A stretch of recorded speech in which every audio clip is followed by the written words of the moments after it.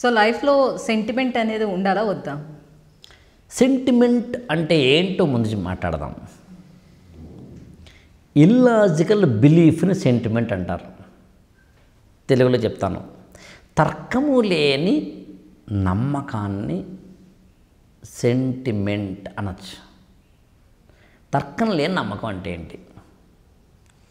నేను ఈ షర్ట్ వేసుకున్నాను, ఓసారి ఏదో గుడ్ జరిగింది, అప్పటి నుంచి ఏమే పెళ్ళాన్ని ఆ షర్ట్ ఇవ్వి, నేను కాంట్రాక్ట్కి వెళ్తున్నాను, వాళ్ళు వచ్చేస్తుంది, తిరిగేద్దాం నేను ఏదో షర్ట్ వేసుకున్నాను, దాంతో ఒక పని అవ్వలేదు, అమ్మమ్మ ఆ షర్ట్ మాత్రం ఒకే బాబు ఇవాళ మంచి నేను ప్రాజెక్ట్కి వెళ్తున్నాను, అది మొదలుపెట్టి షర్టు, సైకిలు, కారు, కలరు, ఎదురు రావడము, మంగళవారము, శనివారము, గోల్డ్ తీసుకోవడము, గోల్డ్ పెద్దగాను, ఇంకా 1,00,000 సెంటిమెంట్లు ఉంటాయి. ఉదయం నుంచి రాత్రి వరకు లెక్కేయడం మొదలు పెడితే ఉంగరాల మొదలుకొని, జాతకాలు మొదలుకొని, పామిస్ట్రీ మొదలుకొని, వాస్తు మొదలుకొని, కొత్త కారు కొంటే పూజ చేయించుకోవడం మొదలుకొని ఎవ్రీథింగ్ సెంటిమెంట్ మీద ఆధారపడి ఉంటుంది.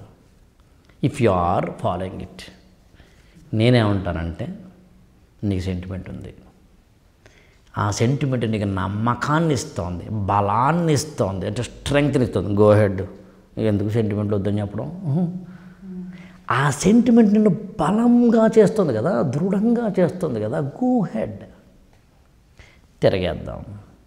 అదే సెంటిమెంట్ నిన్ను బలహీనపరుస్తుంది, అయితే వద్దు బాబోయ్ వద్దు. సెంటిమెంట్ నిన్ను భారం చేసేసుకుంటుంటే నువ్వెందుకు ఆ సెంటిమెంట్ని బరువు ఎక్కువ మోసుకోవాలి? అందుని సెంటిమెంట్ పాటించాలా మానాలని ఎవరిని అడిగితే నేనేమంటానంటే అది నీ ఇష్టం. నీకు బలమైతే పాటించు, బలహీనమైతే వద్దు. అయినా పాటిస్తాను. నీ నమ్మకం నన్ను ఎందుకు వదిలేదు, నేనెవరని చెప్పడానికి. తిరగేద్దాం. నేనేం చేస్తానో చెప్తాను. నేను ఎట్టి పరిస్థితుల్లోనే సెంటిమెంట్లో లైఫ్లో పెట్టుకోను. ఎందుకు పెట్టుకోను? ప్రతి సెంటిమెంట్ వెనకాల ఉన్న లాజిక్ నేను తెలుసుకున్నాను కాబట్టి. ఉదాహరణకి కారు కొన్నాము, కొత్త కారు, కిందన నిమ్మకాయ పెడతాం, ముందేమో దండ పెడతాం, ఆ పక్కనేమో కొబ్బరికాయ పెడతాం, ఈ పక్కనేమో కొవ్వొత్తి అగరబత్తి పెడతాం. జుయ్యని నిమ్మకాయ మించి పెడతాం, కొబ్బరికాయ కొడతాం, దండ వేస్తాం, దండం పెట్టుకుంటాం. తప్పు కాదు, సెంటిమెంటు. కానీ ఇది ఎందుకు వచ్చిందో చెప్పు. అత్యంత ప్రాచీన కాలంలో ఆదిమ మానవుడిగా ఉన్నప్పుడు మానవుడికి వాహనమే అత్యంత ప్రధానం కాబట్టి ఈ ఊరి నుంచి ఆ ఊరికి, ఆ ఊరి నుంచి ఈ ఊరికి చక్రాన్ని తయారు చేసిన తర్వాత మానవుడు బయలుదేరుతున్నప్పుడు ఇది నా జీవన ఆధారం అయింది కాబట్టి దండం పెట్టడం మొదలుపెట్టాడు. నాగలి కానీ, కత్తి కానీ, కటారు కానీ ఒక ఈ మెకానిక్ షాప్కి వెళ్ళిన తర్వాత మెకానిక్ సంబంధించిన ఏవైతే ఉంటాయో పనిముట్లకి దండం పెట్టుకుంటాడు. కారు డ్రైవరు మీరు గమనించారో లేదో, క్యాబ్ మీరు బుక్ చేసుకుంటే మీరు ఎక్కిన వెంటనే వాడు ఫస్ట్ ఇలా దండం పెట్టుకుంటాడు. What is the meaning of that? నన్ను నువ్వు కాపాడుతున్నావు, నిన్ను నేను భక్తి శ్రద్ధలతో చూస్తున్నాను అనే కాన్సెప్ట్ నీలో ఇన్కల్కేట్ చేసేందుకు పూజ, సెంటిమెంటు ఇచ్చారు. నది అన్ని చేయకపోయినా, పెన్నుని దండం పెట్టుకోకపోయినా దాన్ని భక్తి శ్రద్ధలతో చూస్తాను, పుస్తకాన్ని భక్తి శ్రద్ధలతో చూస్తాను. ప్రతిదాన్ని భక్తి శ్రద్ధ చూస్తున్నప్పుడు సెంటిమెంట్ ఎందుకు, పూజ ఎందుకు, పునస్కారం ఎందుకు? లేదు, ఈ భక్తి శ్రద్ధ నీకు దానివల్ల వస్తుందా, అయితే గో హెడ్. ఈ భక్తి శ్రద్ధ ఇవ్వట్లేదు, అది ఉపయోగం ఏముంది నీకు? నీ వస్తువు పట్ల, నీ వ్యక్తిత్వం పట్ల ఆ భక్తి శ్రద్ధ నీలోకి ఎన్కల్కేట్ అది చేయలేకపోతున్నప్పుడు ఉపయోగం ఏముంది? This is simple equation. మీరు ఇలా ఏదైనా అడగండి, దాని వెనక సత్యనారాయణ వ్రతం తీసుకుందాం. మీరు సత్యనారాయణ స్వామి వ్రతం అని వినుంటారు. మీరు ఆ వ్రతం చివరిలో ఒక మాట ఉంటుంది, మీరు గమనించారు లేదో, ఈ కథ ఎవరైతే సగం సగం విన్నారో, ఎవరైతే వినకుండా వెళ్ళిపోయారో, ప్రసాదం తీసుకోకుండా వెళ్ళిపోయారో వారికి పాప ఏదో tick tick tick tick tick. నా దృష్టిలో అది రాంగ్. సారీ, ఎవరైనా హర్ట్ అయితే హర్ట్ అవ్వండి, ఎందుకు రాంగో చెప్తాను.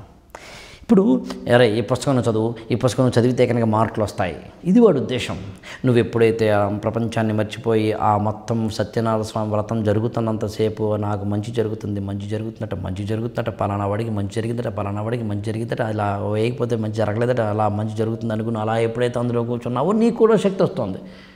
నువ్వేమో సత్యనారాయణ వ్రతం జరుగుతుంటే ఫిజికల్గా కూర్చుని ఉంటావు, వాట్సాప్ చాటింగ్లు చేసుకుంటూ ఉంటావు, ఇంకెంతసేపు అని పంతులు గారిని అడుగుతూ బాడీ ప్రెసెంట్లో ఉంటుంది, మైండ్ ఆబ్సెంట్లో ఉంటుంది. ఇంక నీకు భక్తి ఎక్కడ ఉంది, శ్రద్ధ ఎక్కడ ఉంది? ఇలాంటి వాళ్ళని భక్తి వైపుకి శ్రద్ధ వైపుకి లాగేందుకు లాస్ట్ లేరు. వినకపోతే అని అంటే ఇలా వినమని కాదు వాడి ఉద్దేశం, అందరికీ వెళ్ళి చెప్పలేడు కదా. అందుకని సెంటిమెంట్లు అక్కర్లేదు. మంగళవారం 10వ తారీఖు, 3వ తారీఖు, 8వ తారీఖు, శనివారము, శుక్రవారము, నో సెంటిమెంట్స్. శుక్రవారం నాడు కూడా అంతే. కింద పడిపోయిన డబ్బుల్ని చాలామంది ఎందుకు అద్దుకోవాలి? ఆ కింద పడిపోయిన డబ్బుకి విలువ నీకు తెలిస్తే, నా కాలం మీకు తగిలింది ఇలా అనుకుంటే ఎందుకు అనుకోవాలి? మీకు నేను గౌరవం ఇవ్వాలి కాబట్టి. సముద్ర వసనేదేవి పర్వత స్థనమండలే విష్ణుపత్ని క్షమస్వమే విష్ణుపత్ని నమస్తుభ్యం పాదస్పర్శే క్షమస్వమే అని పొద్దున్న లేచిన వెంటనే నా కాలు నేలకు తగులుతుంటే నేలకు దండం పెట్టుకో అన్నారన్నమాట.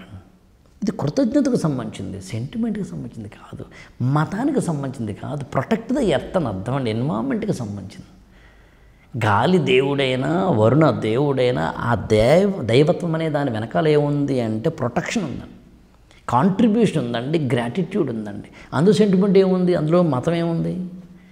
నీ జీవన విధానంలో నువ్వు అడుగులు ముందుకేసుకెళ్ళడానికి ఉపయోగపడేది ఏదైనా నువ్వు స్వీకరించు.